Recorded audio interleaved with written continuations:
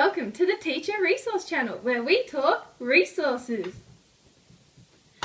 But more importantly, today we are talking about students with severe disabilities, in particular those with severe visual impairments. Now we're going to cross to Holly for that story. Thank you, Holly. Now for our story today, we are going to talk about Braille, or more importantly, Refreshable Braille display. But first, we need to find out what Braille is. Now, Braille is a sequence of raised dots which allows the visually impaired to read through the sense of touch. Now, each single cell of Braille can represent a letter, a number, punctuation mark, or a whole word. Now, there are two types of Braille, one which is called Grade 1 and one Grade 2. Now, Grade 1 is the first that you learn, and it is the long form where each letter you have to use to make up a word, where Grade 2 is the abbreviated or shortened form.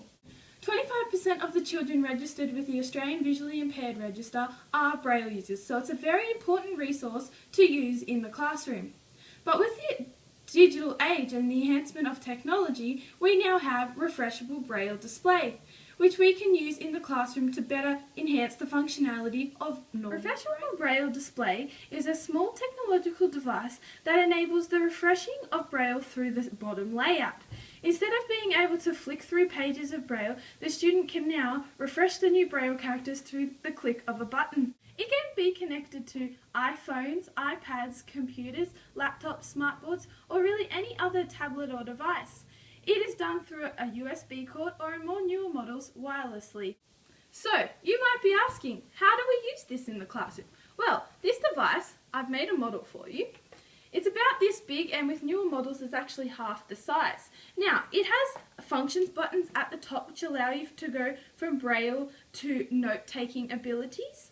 It also has a back button and a refresh button so the student is allowed to work at their own pace and reread as they please. It also has little buttons in here which order a note-taking ability, and this function over here is a speech output, which allows the student to hear what they have written or what they are reading. The device works in a way that the Braille is done on the bottom of the layout of the machine. Now it has little round tip pins made of rubber, wood or metal, and vary in sharpness depending on the finger sensitivity of the student. It has a layer underneath which, when you press the refresh button, it reveals the new characters. We are now going to cross over and learn how we plan for effective instruction and support the student with severe disabilities when using Refreshable Braille display. When using a device such as Refreshable Braille display, assistance may be needed for the student. By using what's called a feeding technique, students are assisted but progress through the steps in order to gain independence, as shown in this video.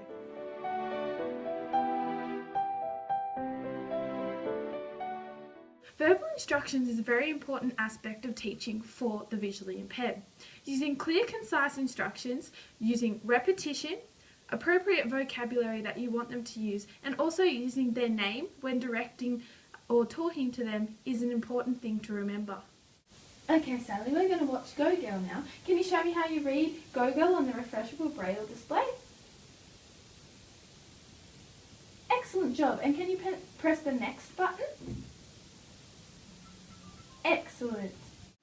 Other supports that may need to be taken in consideration are proper seating for the student so that they are comfortable and in easy reach of the device at all times.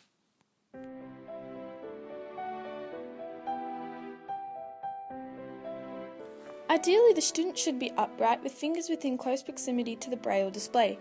It is also important to note that the iPad or other device on which the display is connected to is also within close reach.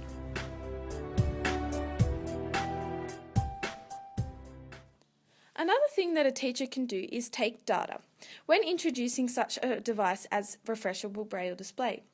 This is used so that teachers may see where the student might need help, what is working or not working, and if there is a need for changes in order to progress the student. Setting up routines for the student is especially important, as they learn to anticipate certain times of the day, and they know when transitions are happening, when certain lessons are happening, and they know what to expect during the day. Adjusting the complexity or amount of tasks is also beneficial for the learner.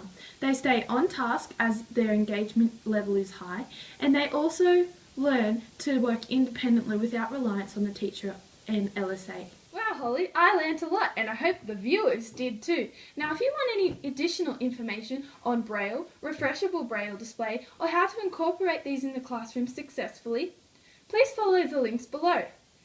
Good night, and we'll see you next episode.